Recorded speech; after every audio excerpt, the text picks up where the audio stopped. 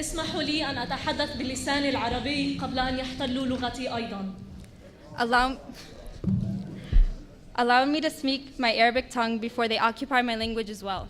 من بعد أمتار من الأقصى وكنيسة القيامة، من وراء جدار يحاصرنا ولا يحاصر أحلامنا.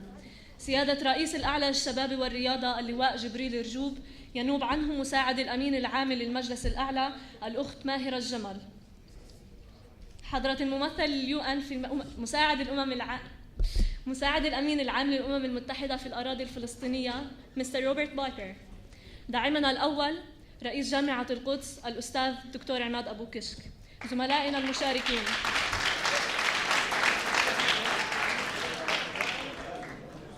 زملائنا المشاركين الحضور الكريم، نرحب بكم في فعاليات مؤتمر نموذج الامم المتحدة الدولي في جامعتكم جامعة القدس.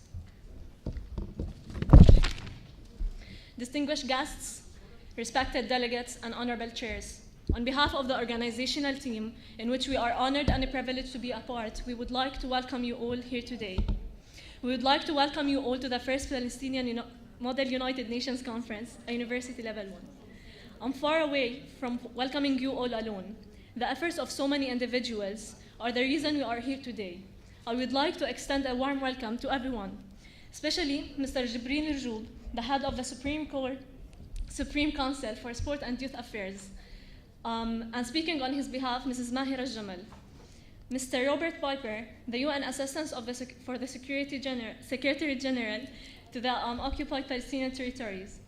Dr. Ahmad Abu Kishk, the president of Al-Quds University. As we hope to solve problems for the future, it is crucial to turn back and understand the wisdom from our past. We initially planned on inviting Rafif Zaida as a guest speaker today, but some circumstances would not have allowed it. The same circumstances did not allow 27 Palestinians living in Gaza to participate in this year's Pali MUN. All their permits were rejected. We bring what is external to us. The objective of Palamun is bringing locals and internationals together to learn and discuss the conflicts that matter to us. Good morning. My name is Firyal Yaish, and my colleague Shahad Qannam and I would like to thank you for making all this conference possible. Today, we have delegates from France, Amsterdam, Canada, Netherlands, England, and all around Palestine. We believe Palamun is a great platform for networking for all students. Palestine is usually being placed on the map as being an occupied entity. Today, this conference is a way to attempt to put Palestine on the map academically.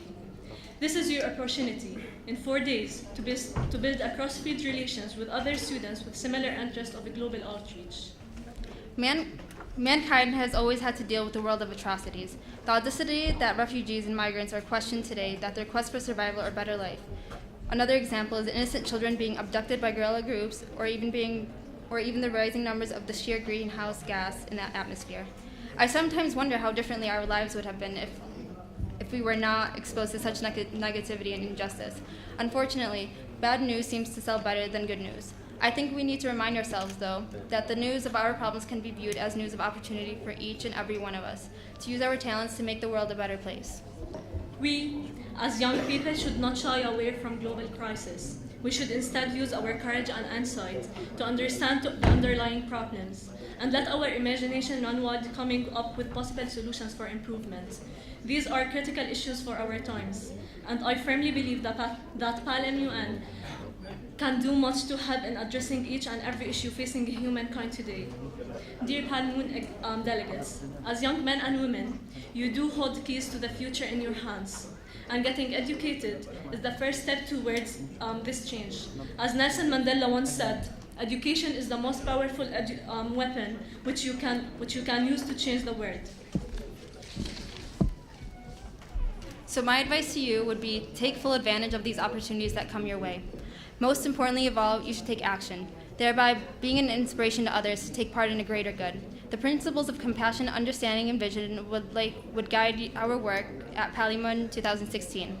Without further ado, we'd like to welcome the person who stood by our platform from the beginning, the one who tore down all the obstacles to make all this possible. Respected delegates, honorable chairman, distinguished guests, please give a warm welcome to the president of Al-Quds University, Dr. Ahmad Abu Kishk.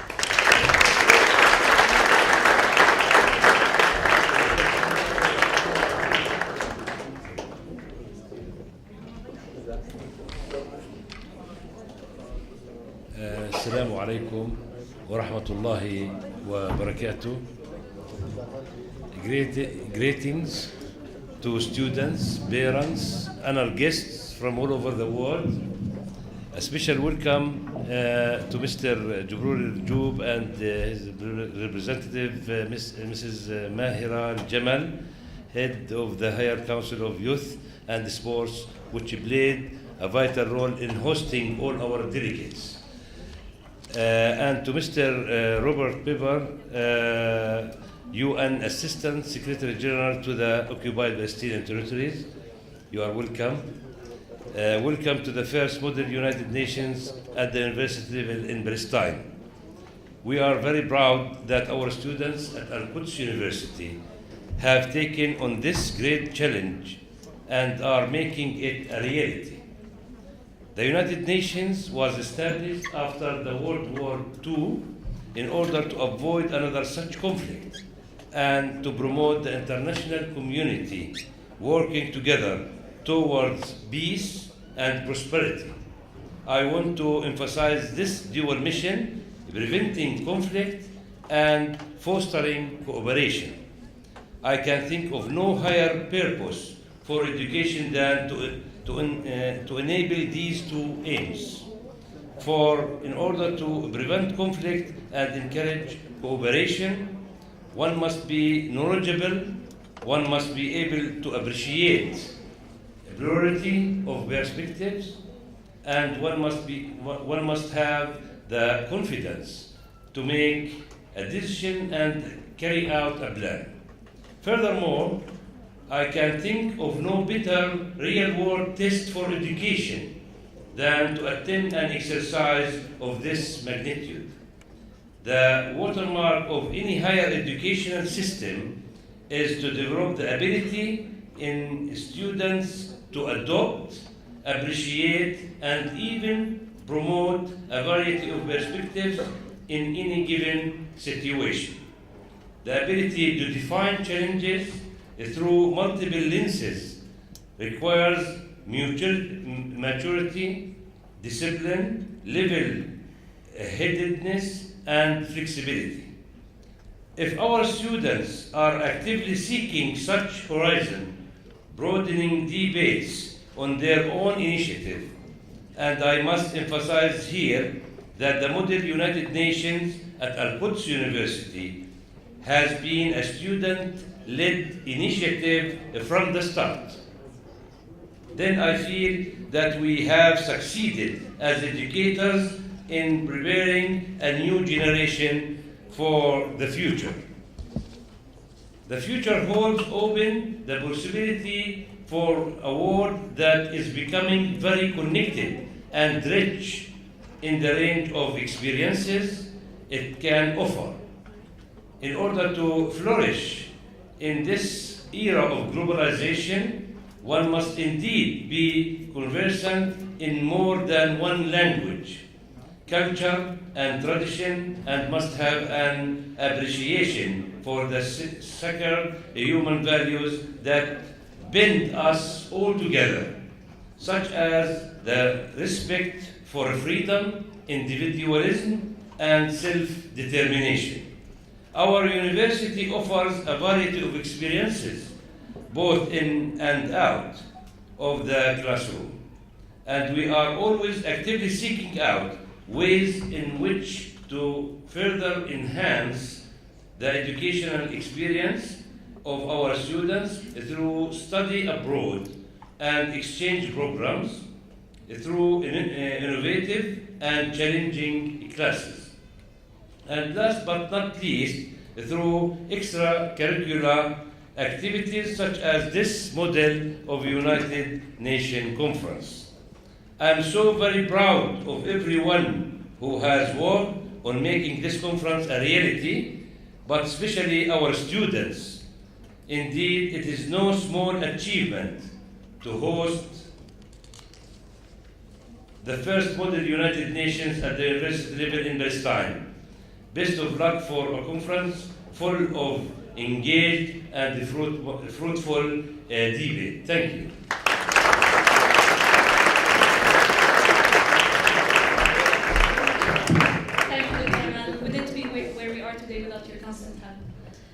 أما الآن رحبوا معي بمساعد الأمين العام للمجلس الأعلى للشباب والرياضة الأخت ماهرة الجمل.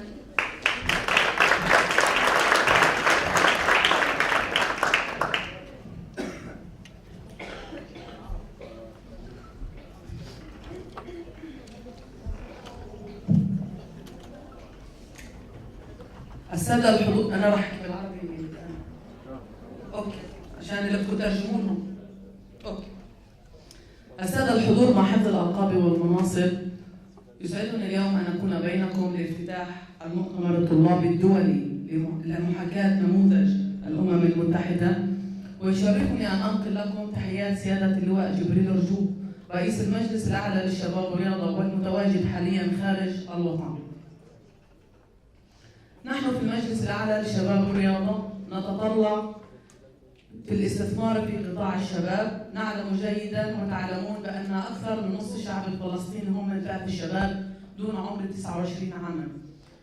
وصدرت تعليمات سيادة اللواء بصفته رئيس المجلس الأعلى للشباب والرياضة بتوفير كافة الإمكانيات والعمل من أجل توفير كل الإمكانيات لتنمية وتطوير قدرات الشباب.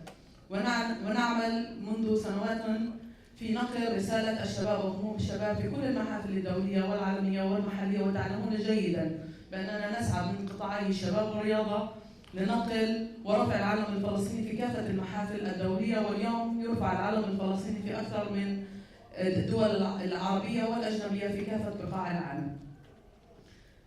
دائما نتطلع إلى الشراكة والعمل المشترك سواء كان مع مؤسسات المجتمع المدني أو من المؤسسات الدولية. وهناك علاقة مميزة مع جامعة القدس، هذه الجامعة التي خرجت عن المألوف في عملها الأكاديمي، حيث تقوم الجامعة اليوم ومنذ سنوات بتطوير وتنمية قدرات العاملين والطلاب في الجامعة بشكل مهني ومدروس ضمن سياسة واضحة من إدارة وقيادة المجلس إدارة الجامعة، وعلى رأسهم الدكتور عماد أبو كشك. لولا تكافل هذه الجهود جميعا لما كنا نستطيع اليوم أن نعقد أول مؤتمر لمحاكاة الامم المتحدة كنموذج يحتذى به بفلسطين ومشاركة شباب من دول أوروبية في الجامعة. نحن بالمجلس نعمل دائما لتقديم كافة إمكانياتنا لأجل تأمين كافة احتياجات الشباب سواء كانت الجوانب الشبابية أم الرياضية، ونحن نعاهدكم على استعداد كامل بتوفير كافة الاحتياجات اللازمة من أجل تنفيذ البرامج الشبابية التي تنبع من صلب احتياجات الشعب الفلسطيني، خاصة وأننا على مدار ال5 أعوام القادمة نعمل حاليا برسم خطة استراتيجية تنبع من احتياجات الشباب. فتم تنفيذ ورش عمل بالمواقع جميعا من أجل أن تكون هذه الخطة الاستراتيجية للعوام للفترة من 2017 ل 2022 هي تنبع من صلب احتياجات الشباب الفلسطيني. فنحن نعمل بالمثلث المطلوب إيمانا قاطعا بأن الشباب الفلسطيني هم صمام أمان وهم ثروة الشعب الفلسطيني. فنحن كما تعلمون ليس لدينا ثروات طبيعية ولكن لدينا ثروات بشرية، ولن نكون إلا جنودا للاستثمار بهذه الثروات، وتكون كل إمكانياتنا بالمجلس الأعلى للشباب والرياضة وتعليمات اللواء جبريل رجوب تصب لمصلحة الشباب الفلسطيني سواء كان بالتنمية أو بالتمكين وتمثيل الوطن داخل الوطن وخارج الوطن، لأن هدفنا الأول والأخير أن يكون هذا العلم الفلسطيني مرفوع في كافة المحافل الدولية. ونطمح بأن تكونوا جميعا سفراء لدولة فلسطين في كافة المواقع التي تمثلونها وأينما كنتم خير تمثيل، لأنكم تعيشون الهم والمعاناة الحقيقية للشعب الفلسطيني. وكل أمل بأن يكون أيضا المشاركين من الدول الأجنبية سفراء في ال4 أيام يطلعون على حياة وطموحات الشباب الفلسطيني الذي يطمح بالعيش كباقي شعوب العالم بحرية واستقرار وأمن وقضاء حاجاته الطبيعية التي يتمتع فيها كافة الشباب بالعالم. نحن كباقي شعوب العالم نطمح للعيش باستقرار على أرضنا على تراب هذا الوطن في ظل قيادتنا وسلطتنا الوطنية بدولة مستقلة ذات سيادة. نطمح في تحقيق كل احتياجاتنا كباقي شعوب العالم. كل الشكر والتقدير لجامعة القدس، هذه الجامعة الرائدة والمميزة لكل البرامج والنشاطات التي تعمل دائما على تنفيذها. كل الاحترام والتقدير والشكر لكل مؤسسات المجتمع المدني التي تعمل من أجل المساهمة معنا في بناء دولتنا المستقلة. كل الاحترام والتقدير لكل شخص فيكم، لكل من أضاء شعلا أو شمعة من أجل أن يكون هذا المؤتمر يخرج إلى النور. أتمنى لكم التوفيق، أتمنى لكم خلال ال4 أيام القادمة بأن تكونوا لطلابنا الأعزاء سفراء، وتنقلوا الهم والقضية الشبابية الفلسطينية لإخواننا القادمين من الدول الأجنبية، وكل أمل بأن يكون الطلاب والأصدقاء القادمين من الدول الأجنبية هم سفراء من أجل نقل ما يشاهدون من حقيقة واقع إلى باقي بقاع العالم. شكرا لكم جزيلا وأتمنى لكم التوفيق.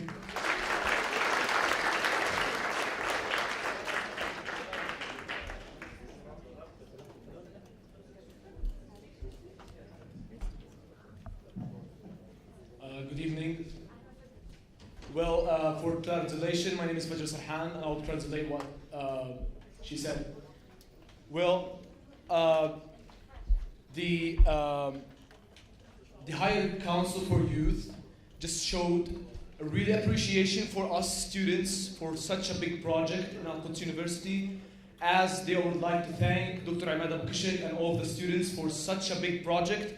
Palestine International Model United Nations is such a huge step for us as Palestinians to show the world what we can do in the international and in the local playground. As us Palestinians, we've made something really big. Well,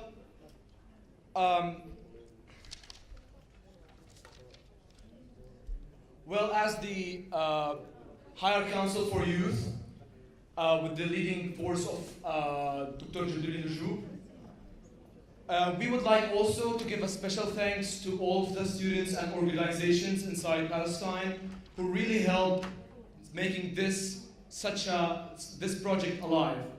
And also, we would like to emphasize more about what we can really dream about in the future as us Palestinians. And in this step, we show to the world that we can and we will do anything to make our country even bigger and better in the international playgrounds, as what we can see now, that us, the Palestinians, that we are now participating in all of the international festivals, international events inside the world, which really, really helped making the Palestinian power and the Palestinian youth to show up, to tell the people that we can and we will do anything. Thank you all, and thank you. That's it.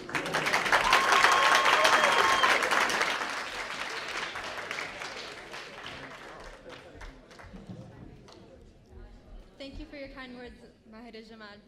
And last but not least, Fajr, you took my paper.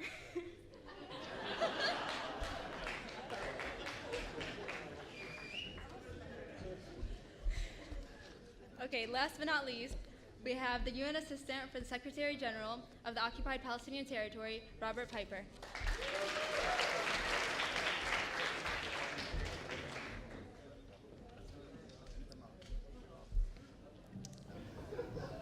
Thank you very much, and good morning or good afternoon to everybody.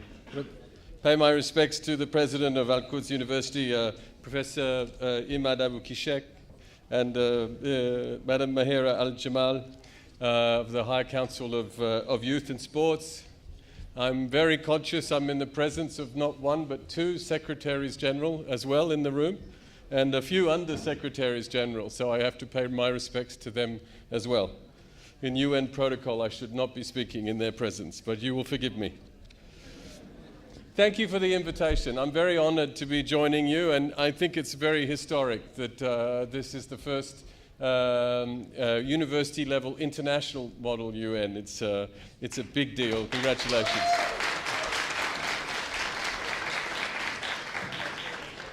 I joined the UN here in Palestine only about a year ago, but after 25 years now in the United Nations, where I've been trying to come here and to work here. Why? Because Palestine and the United Nations' fate is deeply intertwined. From the very first months of the United Nations, Palestine was at the top of the agenda. through the events and the resolutions of 1947 and 1948, through the assassination of the UN's first mediator for the Arab-Israeli conflict, a Swedish Count Folke Bernadotte, who was assassinated a few meters from my office in East Jerusalem now, to today, where Palestine still remains very high on the agenda 68 years later, discussed every month automatically at the Security Council, with dedicated sessions in most of the governing boards of the UN, from the World Health Organization to UNESCO to the Human Rights Council. Every session, a special session is set aside to discuss Palestine. For better or for worse, our fate is intertwined. The UN and Palestine, the UN and Israel, the UN and the Arab-Israeli conflict. Because here, all of the United Nations' great strengths are visible. From the support to millions of Palestinian refugees by UNRWA, to the assistance we provided to every single school child in Gaza last year through UNICEF. From the clearance of unexploded ordnance in the rubble of Gaza by the UN Mine Action Service, to the work of UNDP and UN Women with the justice system to address gender-based violence.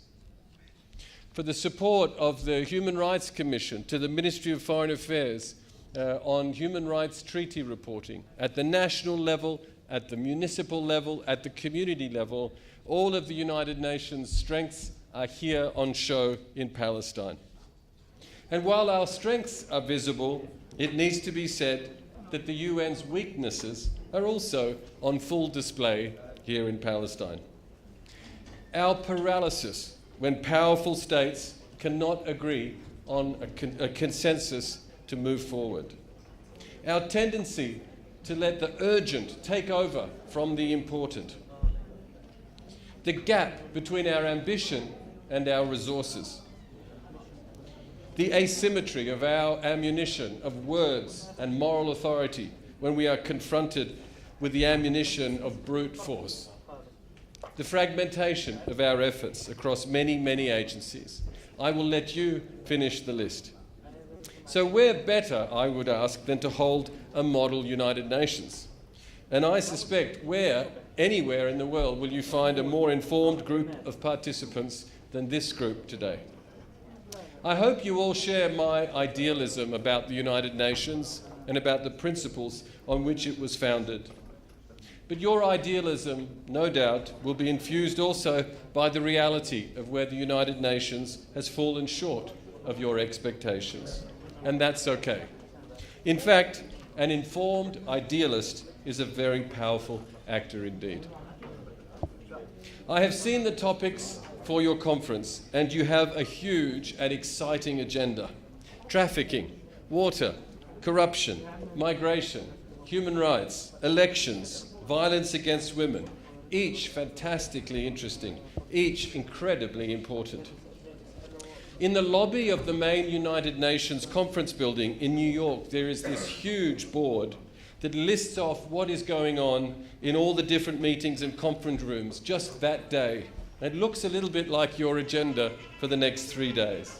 An incredible diversity of people and issues meeting under one roof in the UN in New York, the UN in Geneva, in Nairobi, in Tokyo, in many cities around the world. At the end of the day, the UN is the mother of all meeting places, and this is surely our most precious commodity. The convening power of the UN has no bounds. And it convenes in these small and big meetings across issues that cover just about everything that you can imagine. I tell people the story of my very first visit 26 years ago to UN headquarters, my very first year as an employee of the UN. I was 23 years old. I was a P1, which is the bottom of the ladder. We had a training, and at the lunch we had a break, and I rushed over to the famous UN building that everyone knows, and I went into the elevator. It has 38 floors, and I just took one random floor to see what I would find. I can't remember what floor, but I was sitting there waiting to see what I would see.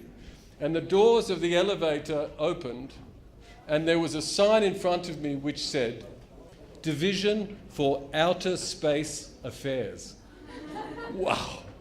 I have to find out what is going on. I was sure I would at least find some kind of extraterrestrial animals or people and so forth. So I got out of the elevator trying to see what on earth could be happening in the Division of Outer Space Affairs. I was a bit disappointed, I can tell you now.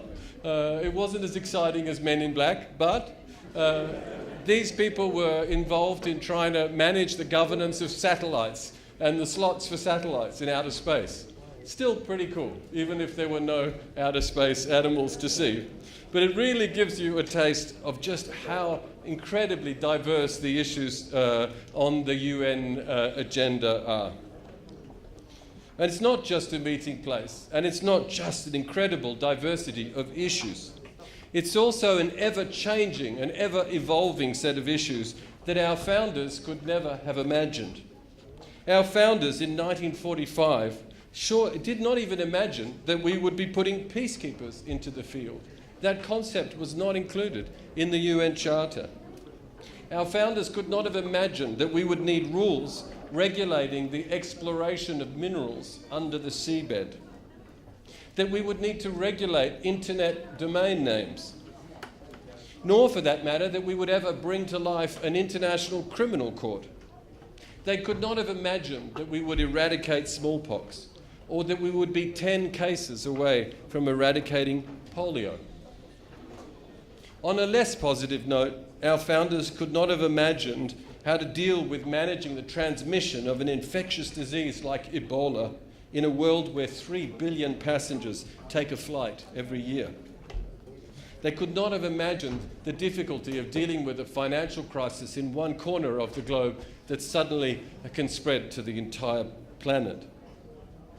They could not have imagined, and they would be deeply upset to know that UNSO, the UN Treaty Supervisory Organization that was created here, would still be here 68 years later.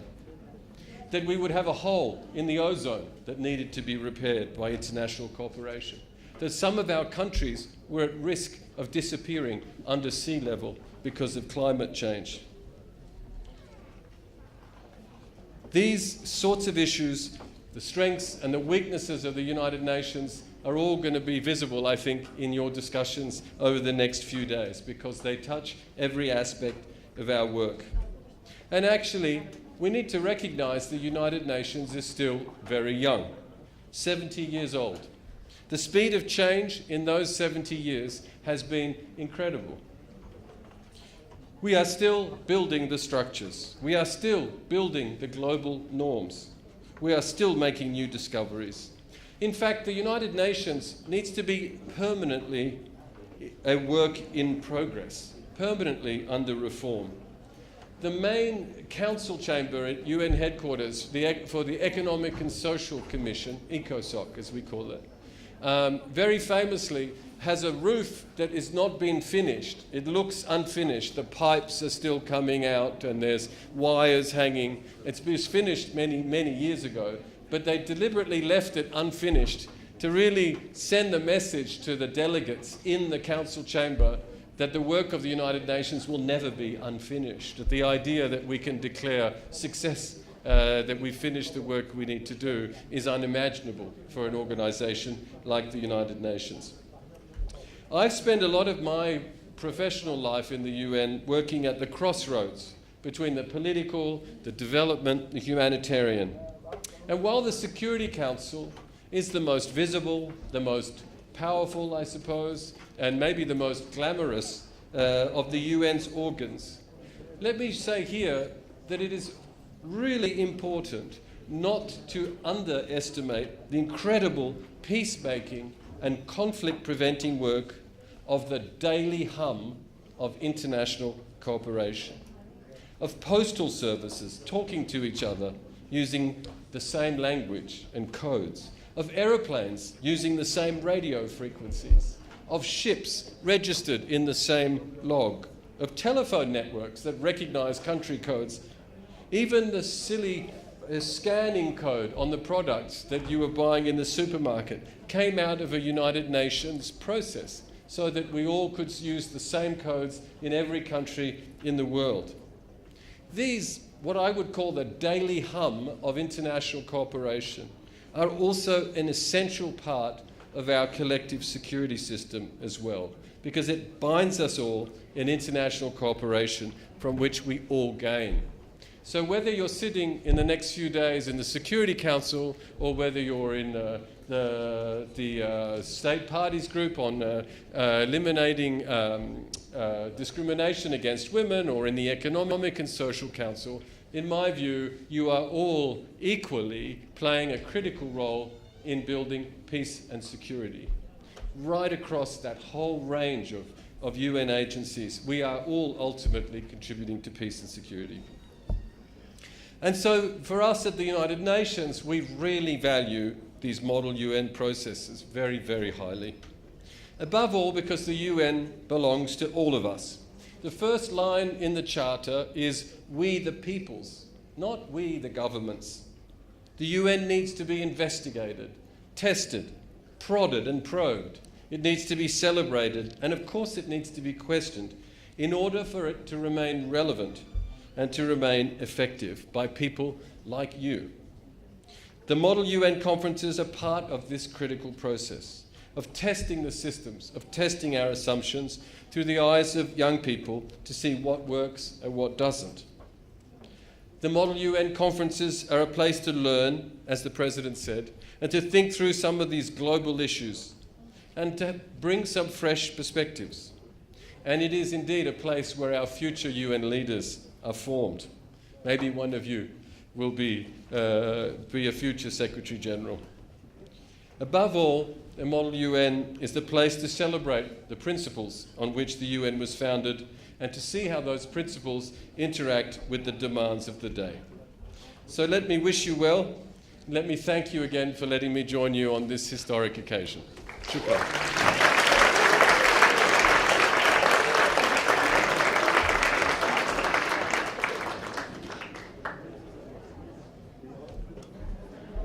Thank you for your inspiring speech, Mr.